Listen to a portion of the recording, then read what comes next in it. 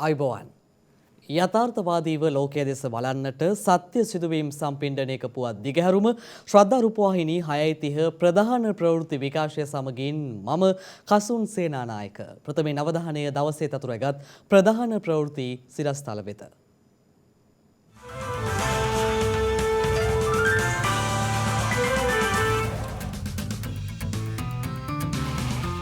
Covid එන්නත්කරණය හමුවේ මාතෘ මරණ 15ට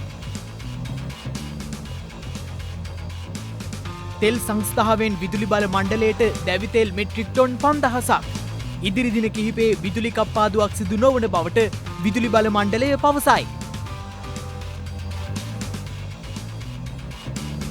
චීන කාබනික පොහොර රැගත් පළමු නෞකාව මාර්තු මාසයට පෙර දිවයිනට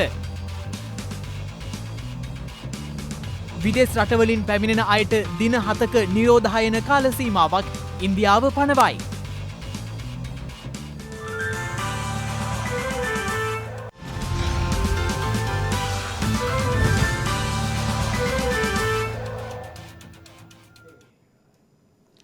ඓතිහාසික මිහින්තලේ රජමහා විහාරස්ථානයේ මිහිඳු සෑයෙහි ප්‍රතිසංස්කරණ කටයුතු සහ ධර්මශාලා මන්දිරයෙහි ඉදිකිරීම් කටයුතු සොයා බැලීම සඳහා නාවික හමුදාපති වයිස් අද්මිරාල් නිශාන්ත උළුගේතැන්න මහතා අද විශේෂ නිරීක්ෂණ චාරිකාවකට එක් වුණා. ඓතිහාසික මිහින්තලේ රජමහා විහාරස්ථානයේ මිහිඳු සෑයෙහි ප්‍රතිසංස්කරණ කටයුතු සහ ධර්මශාලා මන්දිරයෙහි ඉදිකිරීම් කටයුතු මේ වන විට සිදුවෙමින් පවතිනවා. ඒ අනුව එම ඉදිකිරීම් කටයුතු පිළිබඳව සොයා බැලීම සඳහා නාවික හමුදාපති වයිස් අද්මිරාල් නිශාන්ත උළුගේතැන්න මහතා අද ඓතිහාසික මිහින්තලේ රජමහා විහාරස්ථානයේ වෙත පැමිණියා. ඒ නාවික හමුදා නිලධාරීන් පිරිසක්ද සමගයි. ඓතිහාසික මිහින්තලා රජමහා විහාරාධිපති සහ භාරකාර ආචාර්ය අතිපූජ්‍ය වලවා හැඟුණ වැවේ ධම්මරතන නායක ස්වාමීන්ද්‍රයන්න් වහන්සේගේ අනුශාසනා පරිදි පුරා විද්‍යා දෙපාර්තමේන්තුවේ පුහුණු අධීක්ෂණය යටතේ මෙම ප්‍රතිසංස්කරණ කටයුතු සිදුවන්නේ. මහමෙවුනාව භාවනා අසපු සංචිතයේ සැදැහැති දායකත්වයෙන් මෙම කටයුතු සිදුවනවා.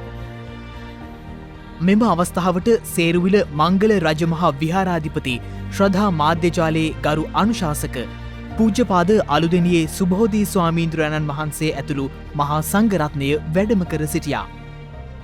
වසර දෙකකට ආසන්න කාලයක් මේක කර ගැනීමට හැකියාවක් ලැබුණේ නැහැ මේ ව්‍යසනය නිසා. තුනුරුවන්ගේ සරණින් දැන් ලෝකේ යම් නිරෝගී භාවයක් ඇති වෙලා තිබෙනවා. මේ මහා පිංකම මේ අවුරුද්දේ නිමා කිරීමට අපි බලාපොරොත්තු වෙනවා. ඒ චෛත්‍යරාජන් වහන්සේගේ වැඩ කටයුතුත් ඒ වගේ මිහිඳු මහරහතන් වහන්සේ වැඩ සිටිය මේ මිහිඳු ලෙනට යන ගියගැට පෙළ සකස් කිරීමටත් උතුම් වූ සාරික ධාතුන් වහන්සේලා ලෞතර බුදුරජාණන් වහන්සේගේ වගේ මිහිඳු මහරහතන් වහන්සේගේ ධාතුන් වහන්සේලා උන්වහන්සේ දේහේ දවලද අඟුරු තැන්පත් කළා තියෙන ධාතු මන්දිරයත් සකස් කිරීමට බලාපොරොත්තු වෙනවා. ඒ වගේම දැන් ඉදිරියේදී අපි මේ වැලිගල් මැටලාදිය ඒ ද්‍රව්‍ය මැදමළුවේ ගෙනවෙත් තිබුණාට පස්සේ ඒ ද්‍රව්‍ය ටික ඇද ගැනීම සඳහා තමන්ලාගේ ශ්‍රමදායකත්වය ලබා දෙන්න කියන එක ලංකාවාසී, ලෝකවාසී, ගම්වාසී, ප්‍රදේශවාසී හැම දෙනාගේම අපි ඉල්ලීමක් කරනවා. අපගේ අනුබුදු මිහිඳු මහරහතන් වහන්සේගේ උතුම් ධාතුන් වහන්සේලා තැන්පත් කරමින් ඉදි කරන ලද මේ ඓතිහාසික මිහින්තලා පූජා භූමියේ ඒ උතුම් වූ මිහිඳු ස්තූප රාජානන් වහන්සේ ගරා වැටී තිබියදී අපගේ මිහින්තලා රාජමහා විහාරාධිපති සහ භාරකාර තැන්පත් අති ගෞරවාර්හ ආචාර්ය වලවා හැඟුණු වැවේ ධම්මරතන නායක මාහිමිපාණන් වහන්සේගේ ඉල්ලීම සහ සම්බන්ධීකරණය සහ ඒ සංවිධායකත්වයේ මත මහමෙවුනාව භාවනා අසපු සංචිතයේත් ශ්‍රද්ධා මාධ්‍යජාලයේත් නිර්මාතෘවර සහ ප්‍රධාන අනුශාසක දුරන්දර අපගේ ධර්මාචාර්ය අවසරයි අතිපූජනීය කිරිබත්ගොඩ ඥානානන්ද පින්වත් ලොකු ස්වාමීන් වහන්සේ වර ප්‍රමුඛ මහමෙවුනාව භාවනා අසපු සංචිතයේත් මහමෙවුනාව භාවනා අසපු සංචිතයට සම්බන්ධ සැදැහැති පිරිසේත් සකල ලෝවාසී සැදැහැවතුන්ගේ දායකත්වයෙන් ශ්‍රී ලංකා ජනාධිපතිතුමා ඒ වගේම ආරක්ෂක ලේකම්තුමා සහ ත්‍රිවිධ හමුදාවේ විශේෂයෙන්ම ශ්‍රී ලංකා නාවික හමුදාවේ ශ්‍රමදායකත්වයේ සහ සංවිධායකත්වයේ මත යලිත් කිරිසුදු පැහැයෙන් බබලන ඊ타ත්ම මනරම් චෛත්‍යරාජානන් වහන්සේ නමක් ලෙස නිර්මාණය වීමේ කටයුත්ත මේ වන විට ආරම්භ වී තිබෙන්නේ. ඉතින් ඒ සඳහා පුරාවිද්‍යා දෙපාර්තමේන්තුව ඇතුළු සීළු රාජ්‍ය ආයතන දක්වන දායකත්වය අප මේ මොහොතේ මෙත් සිතින් යුක්තව සිහිපත් කරනවා. මෙම ප්‍රතිසංස්කරණ කටයුතු ජනාධිපති ගෝඨාභය රාජපක්ෂ මහතාගේ සහ ආරක්ෂක ලේකම් විශ්‍රාමික ජෙනරාල් කමල් ගුණරත්න මහතාගේ අධීක්ෂණයෙන් සිදු කෙරෙනවා. පූර්ණ ශ්‍රමදායකත්වය ශ්‍රී ලංකා නාවික හමුදාව විසින් දරන අතර ශ්‍රී ලංකා ගුවන් හමුදාව, ශ්‍රී ලංකා යුද හමුදාව, ශ්‍රී ලංකා පොලිසිය සහ සිවිල් ආරක්ෂක බලකායද මේ සඳහා සිය සහයෝගය ලබා දෙනවා. කොවිඩ් එන්නත් කරණයත් සමග මෙරටින් වාර්තා වන මාතෘ මරණ සංඛ්‍යාව ඉතා පහළ මට්ටමකට පැමිණ ඇති බව ශ්‍රී ලංකා වෛද්‍ය සංගමය පවසනවා. මේ අතර ජනමාධ්‍යවේදීන් සඳහා වන කොවිඩ් එන්නත් කරන වැඩසටහනේ තවත් අදිරක් අද ආරම්භ වුණා.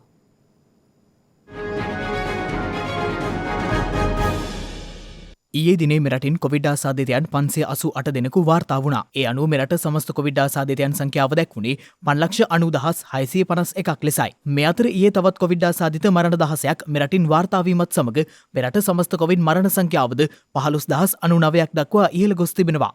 එමෙන්ම දිවයින පුරා සිදු කෙරෙන කොවිඩ් එන්නත් කරන කටයුතු අදත් ක්‍රියාත්මක වුණා. ඒ අනුව සෞඛ්‍ය අංශ ජනතාව වෙත දැනුම් දෙන්නේ පළමු සහ දෙවන එන්නත් මාත්‍රා ලබාගත් පුද්ගලයන් සිය තෙවන මාත්‍රාව ලබා ගැනීමට නිසි කාලයේ එළඹි පසු ඒ සඳහා අවස්ථාව හිමිවන පළමු අවස්ථාවේදීම ඒ සඳහා යොමු වන ලෙසයි.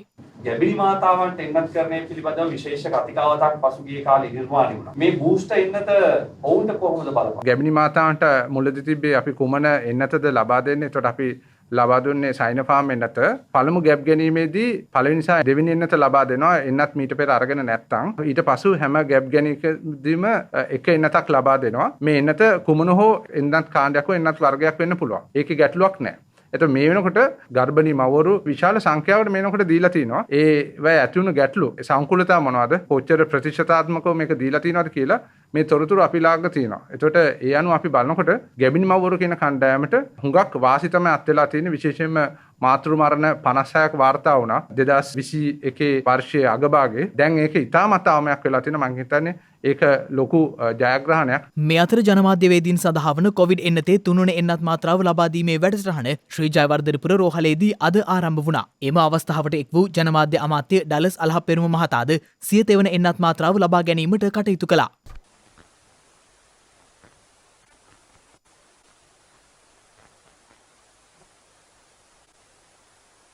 අද මේ අපි විශේෂයෙන්ම මේක යම් ඉවෙන්ට් එකක් විදිහට පැවැතෙන්නේ වෙන හේතුවක් හින්දා නෙමෙයි.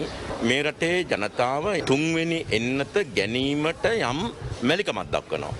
හෝ එකේ ප්‍රමාදයක් තියෙනවා. එතකොට සෞඛ්‍යංශ අනුතරංගවනවා. ඊයේ ඔබේම මාධ්‍ය වාර්තා කරලා තිබුණා මේ යන විදියට තුන්වෙනි එන්නත නොගැනීමෙන් කියලා. මේ මතය ඔබ ගෙනියන්න. මේ තුන්වෙනි එන්නත ලබා ගමු කියලා කියන යෝජනාව මේ මතය රටට බෙදා හරිමු. එමෙන්ම මේ වන විට වෛරසය ආසාදිතව රෝහල්ගතව ප්‍රතිකාර ලබන පුද්ගලයන් සංඛ්‍යාව 8616ක් වන අතර වෛරසය ආසාදිතව සිට සුවය ලැබූ සමස්තය දැක්වෙන්නේ 5,66,936ක් ලෙසයි. ඔමික්‍රෝන් සීග්‍ර ව්‍යාප්තිය හේතුවෙන් ගෝලීයව වාර්තා වන කොවිඩ් මරණ සංඛ්‍යාව ඉහළ යමින් පවතින බවට ලෝක සෞඛ්‍ය සංවිධානයේ තාක්ෂණික කමිටුව අනතුරු අඟවා තිබෙනවා.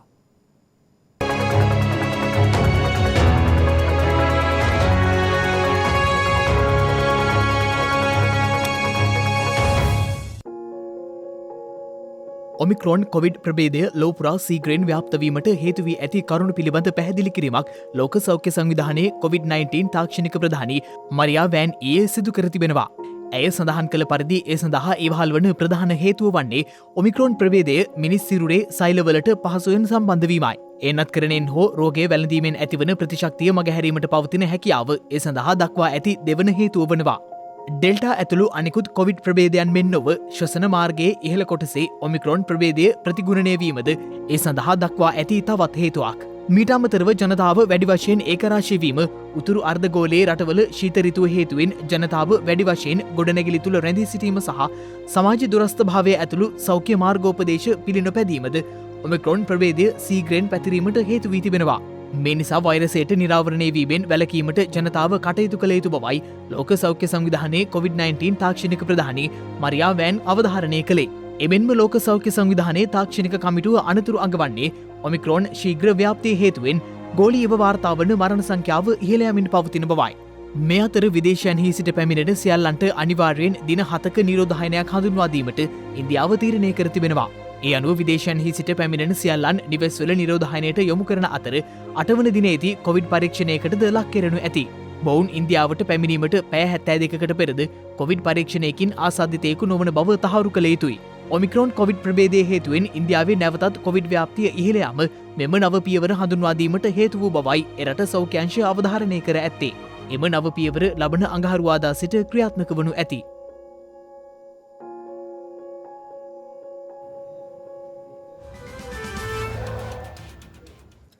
විදුලි බල මණ්ඩලයට අවශ්‍ය දැවිතෙල් නිකුත් කිරීමට ඛනිජ තෙල් නීතිගත සංස්ථාව පියවර ගැනීමත් සමග ඉදිරියේදී විදුලි කප්පාදුවක් සිදු නොවනු ඇති බව විදුලි බල මණ්ඩලය පවසනවා.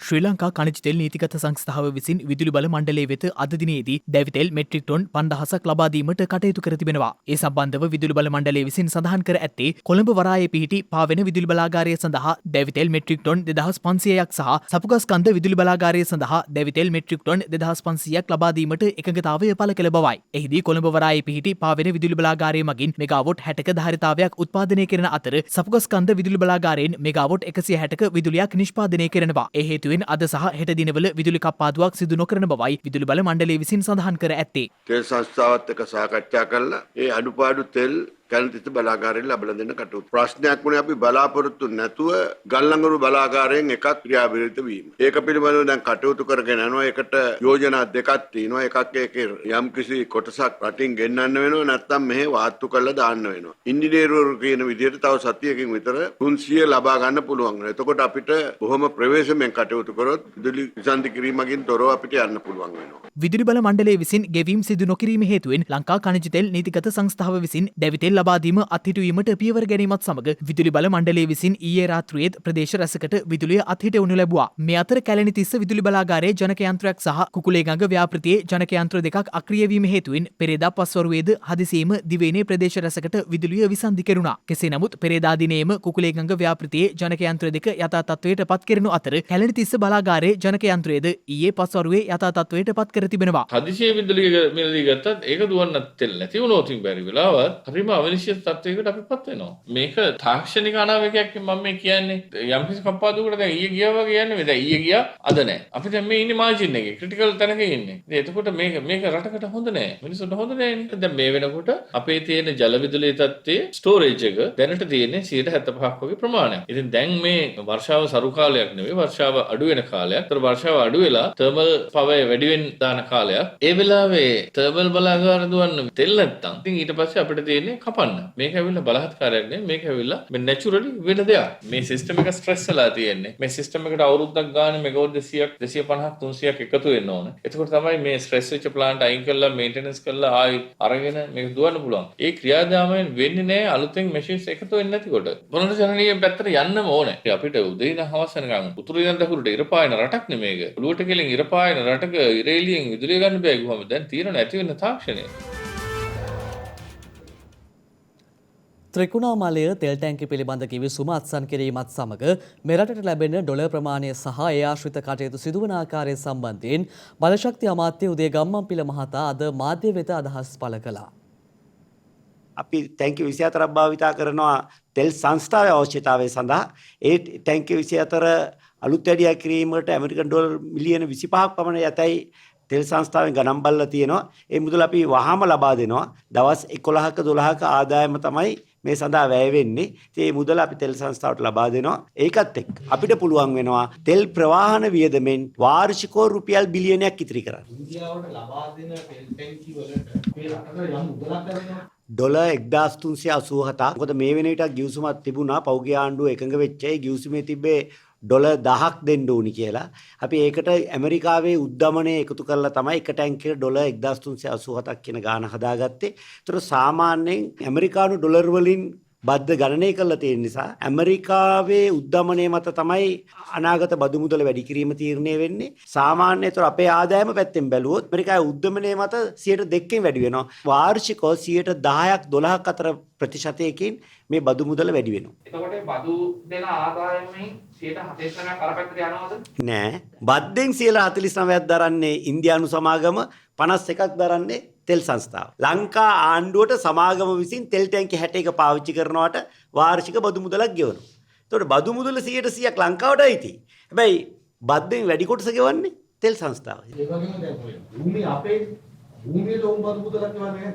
සමස්ත ඉඩම තියෙන අක්කර 827ක් එයින් 105%ට අඩු ප්‍රමාණයක් තමයි ඉන්දියාවේ භාවිතයට ගැනෙන්නේ. ඉතුරු 95%ම අපේ පාලනයට යටත් වෙනවා. ඔබතුමාලා කිව්වේ අපි රටේව විකුණන්නේ නැහැ. ආපහු ගන්නවා කියන්නේ. ඒ ක්‍රමවේදයේ මොකක් හරි වෙනසක් වෙලා කියනද? ඉන්දියාවට තමයි ටැංකි 99ම තිබ්බේ 85ක් ගත්තා 99ම ගන්න පුළුවන් වුණා නම් හොඳයි. නමුත් ඉතින් 2017 දී 99ම තවත් වසර 99කට බදු දෙන්න ලිඛිත එකඟතාවයක් ඇති කරගෙන තියෙද්දි මේ ගානට බේර ගන්න පුළුවන් වීම ගැන මම අවංකව සතුටු වෙනවා. අන්සතු මුදලක් තමන් සතු කර නොගෙන යහපත් සිතුවිල්ලකින් ක්‍රියා කළ දරුවෙකු පිළිබඳ තොරතුරු අප සොයා ගියා. ඒම සිතුවිල්ලෙහි වටිනාකම සමාජයට ගෙනීමට. මේ මහියංගනය ජාතික පාසලේ ඉගෙනුම ලබන ජේ.එම්. මාධව කල්හාර. තවමත් 6 වන ශ්‍රේණියේ ඉගෙනුම ලබන පුංචි දරුවෙක්. වයසින් පුංචි වුණාට ඔහුගේ සිතුවිලි අතින් නම් ඔහු ඉන්නේ ලොකු තැනක.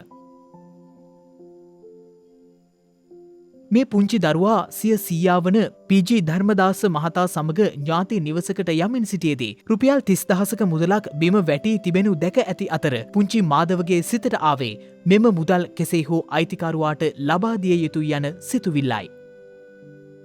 ඒ අනුව මෙම මුදල්ද රැගෙන අරලගංවිල පොලිසියට ගිය මෙම දරුවා සිය සීයාගේද සහය ඇතිව පොලිස් ස්ථානාධිපති වසන්ත ප්‍රේමලාල් මහතා වෙත එම මුදල පරිත්‍යාග කිරීමට කටයුතු කර තිබෙනවා. මගේ නිකන් කකුලට මේ මොකක් හරි කොලයක් වගේ දෙයක් වැදුනා වගේ දැක්කා. ඊට පස්සේ මම එකපාරටම බීම බලද්දි ලොකු සල්ලි ගොඩක් දැකලා මම සීයට කතා කරා. අපි දෙන්න වටපිට බලලා ඒ සල්ලි ටික අහුලලා පොලිසියට ගිහලා ඒවා බාර දුන්නාට පස්සේ ආයෙත් ගෙදරට ආවා. කාගේ හරි සල්ලියක් නෙමාරුයි මම මහන්සිලා හම්බ කරපු. මට ඒවා ගන්න නැහැ. මම කැමති නැහැ. ඇත්තටම ළමයා ගැන ලොකු සතුටක් හිතෙන්නේ. ඉතින් අනුන්ගේ දෙයක් තාත්තක් කරන රැකියාවත් එක්ක මං හිතන්නේ ඒ පසුබිමද නිසාද දන්නේ නැහැ. අනුන්ගේ දෙයක් ගන්න නැහැ කියන හැඟීම ඉතින් ළමයාට තිබිලා දිනවා. ඒ ගැන ගොඩක් සතුටුයි ඉතින්. මුඩු පුරා ගැන ඉතින් කියන්න දෙයක් නැහැ විශේෂයේ. සීයාවක අයිතිකාරය හොයලා දෙමු කියලා. මාධව කල්හාර දරුවාගේ පියා වෘත්තීන පොලිස් නිලධාරියෙකු වන අතර මේ වන විට ඔහු පසුවන්නේ අසනීප තත්ත්වයෙන්. මෙම මුදල් තමන් සන්තක කරගත හැකිව තිබියදී එය මෙලෙස ලබා දුන්නේ ඇයිදැයි විමසුව විට පුංචි දරුවා ලබා දුන්නේ සංවේදී පිළිතුරක්. මම කිව්වා අපේ තාත්තට මේ පින හේතු කොටගෙන ආසනාව වෙන්න කියලා ප්‍රාර්ථනා කළා. අන් සතු දෙය තමන් සතු කර නොගෙන ලබන සතුට කුඩා කාලයේදීම මෙම දරුවා තේරුම් ගැනීමම වටිනා පාඩමක් සමාජගත කිරීමකි. අනාගතයට මෙවන් ගුණයහපත් දරුවන් පිරිසක් ඉතිරිවනවා නම් සමාජය නිරායාසයෙන්ම යහපත් වනු ඇති.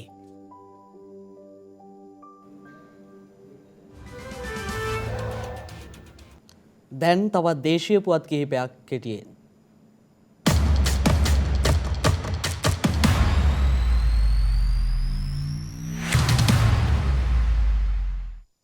චීන කාබනික පොහොර රැගත් පළමු නෞකාව ලබන පෙබරවාරි මාසයේ අවසානයේදී හෝ මාර්තු පළමු සතිය වන විට මෙරටට පැමිණීමට නියමිතව තිබෙනවා. එම නෞකාව මගින් මෙට්‍රික් ටොන් 8,000ක් මෙරටට රැගෙන ඒමට නියමිත අතර රසායනාගාර පරීක්ෂණ වලින් අනතුරුව එම පොහොර තොග මෙරටට රැගෙන ඒමට නියමිතයි. කොළඹ වාණිජ්‍ය මහාධිකරණය විසින් පසුගියදා ලබා දුන් නියෝගයන්ට අනුව බේරුම් කරන ක්‍රමවේදය යටතේ මහජන බැංකුව විසින් ඇමරිකානු ඩොලර් මිලියන 6.9ක මුදලක් චීන සමාගම සඳහා ඊයේ ගෙවනු ලැබුවා. අදාළ චීන සමාගමෙන් පොහොර මෙට්‍රික් ටොන් 96,000ක් මෙරටින් මිලදී ගැනීමට නියමිතව ඇති අතර අවස්ථා කිහිපයකදී එම තොග මෙරටට රැගෙන ඒමට නියමිතයි. කොළඹ වරායේ සිරවී ඇති අත්‍යවශ්‍ය භාණ්ඩ සහිත කන්ටේනර් නිදහස් කර ගැනීම සඳහා ශ්‍රී ලංකා මහ බැංකුව විසින් ඇමරිකානු ඩොලර් මිලියන 5ක මුදලක් මුදා හැර තිබෙනවා. වෙළඳ අමාත්‍යාංශය සඳහන් කළේ කොළඹ වරායේ සිරවී ඇති අත්‍යවශ්‍ය භාණ්ඩ කන්ටේනර් නිදහස් කිරීම සඳහා ඇමරිකානු ඩොලර් මිලියන 14ක මුදලක් අවශ්‍ය ඇති බවයි. ඉන් ඇමරිකානු ඩොලර් මිලියන 5ක මුදලක් මෙලෙස මුදා හැර ඇති අතර ඉතිරි මුදල් ලබන සඳුදා වන විට ශ්‍රී ලංකා මහ බැංකුව විසින් ලබා දීමට නියමිත බව වෙළඳ අමාත්‍යාංශය සඳහන් කළා. කෙසේ වෙතත් සහල්, සීනි, පරිප්පු, අර්ථාපල ඇතුළු අත්‍යවශ්‍ය ආහාර ද්‍රව්‍ය අඩංගු කන්ටේනර් 10කට අධික සංඛ්‍යාවක් මෙරට පවතින ඩොලර් හිඟේ හේතුවෙන් තවමත් කොළඹ වරාය තුල සිරවී ඇති බව වාර්තා වනවා. අද පෙරවරුවේ ජනාධිපති ගෝඨාභය රාජපක්ෂ මහතා ජයශ්‍රී මහා බෝධීන් වහන්සේ වැඳ මෙලෙස ආශිර්වාද ලබා ගත්තා. පුදබිමට පැමිණි ජනාධිපතිවරයා අටම ස්ථානාධිපති ආචාර්ය අතිපූජ්‍ය පල්ලේකම සිරිනිවාස නාහිමිපාණන් වහන්සේ බැහැදැක උන්වහන්සේගේ සුවදුක් විමසා බැලීමට දෙක්වුණා. ජයශ්‍රී මහා බෝධීන් වහන්සේ වන්දනාමාන කිරීමට පැමිණෙන බැතිමතුන් වෙනුවෙන් ඉදිකෙරෙන රථකාලයේ ඉදිකිරීම්වල වත්මන් තත්ත්වය පිළිබඳව ජනාධිපතිවරයා අටම ස්ථානාධිපති නාහිමිපාණන් වහන්සේ සමග සාකච්ඡා කර තිබෙනවා. මේ අතර රුවන්වැලි මහසෑ පුදබිමට ඊයේ පස්වරුවේ පැමිණි ජනාධිපතිවරයා රුවන්වැලි මහා චෛත්‍යරාමාධිකාරී අතිපූජ්‍ය පල්ලේකම හේමරතන නාහිමිපාණන් වහන්සේ බැහැදැක ආශිර්වාද ලබා ගත්තා.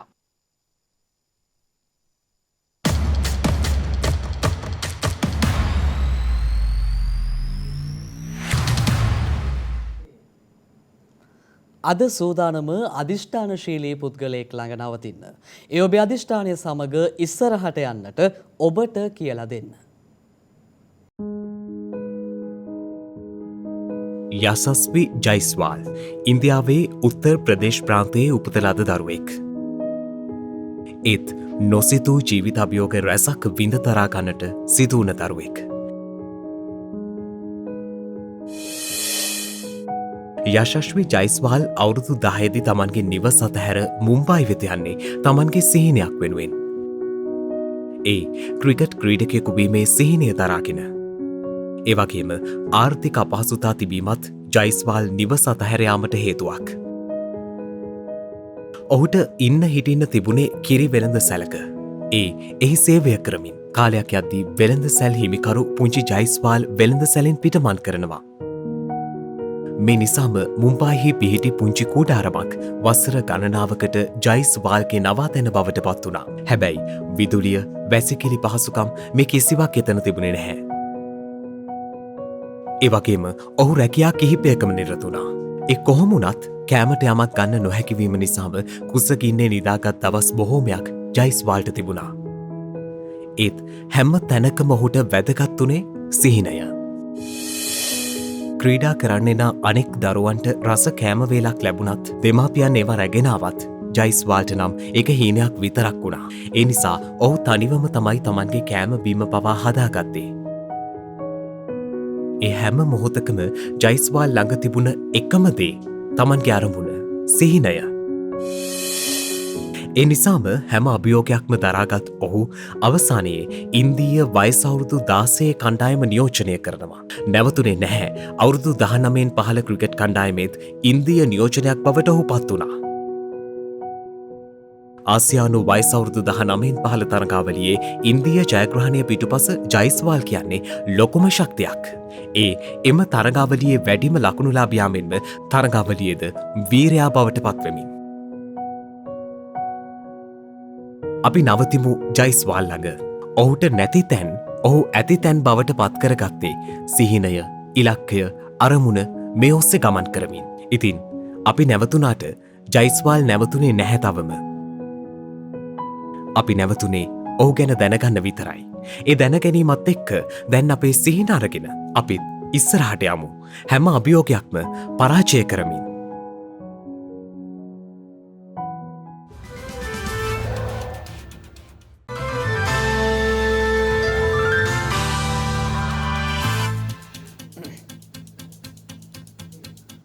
දැන් අවධානය විදෙස් පුවත් වෙත. චීනයේ ආපන ශාලාවක දැවැන්ත පිපිරීමක් සිදුව ඇති බව විදෙස් මාධ්‍ය වාර්තා කළා.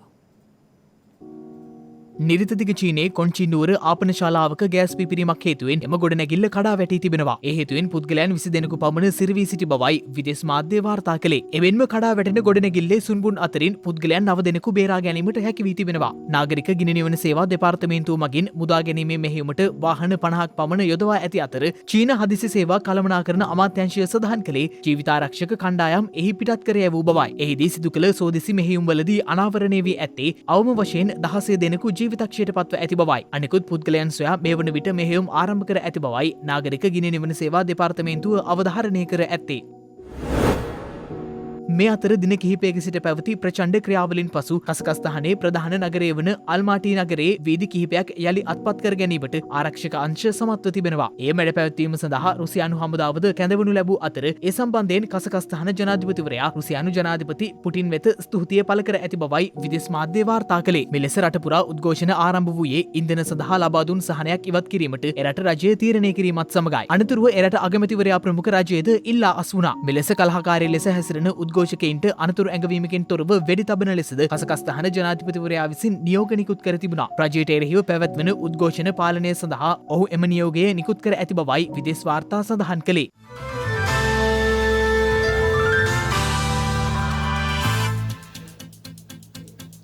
දිනක සටහන් නිමවන්නට මත්තෙන් හෙට දවසේ වැදගත්කම ගැනයි මේ අවධානය.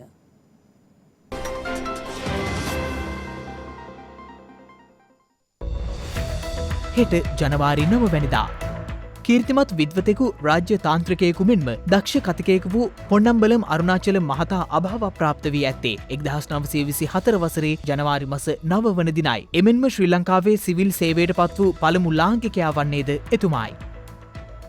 ලොව පළමු කාන්තා ගොල්ෆ් තරගාවලිය ස්කොට්ලන්තයේ මුසල්බර්ග් හිදී පවත්වා ඇත්තේ 1811 වසරේ ජනවාරි මාස 9 වන දිනයි. එක්සත් ජනපදයේ බැලුණයක පියාසර කළ පළමු පුද්ගලයා බවට ජීන් පියරේ බ්ලැන්චාඩ් පත්ව ඇත්තේ 1793 වසරේ ජනවාරි මාස 9 වන දිනයි.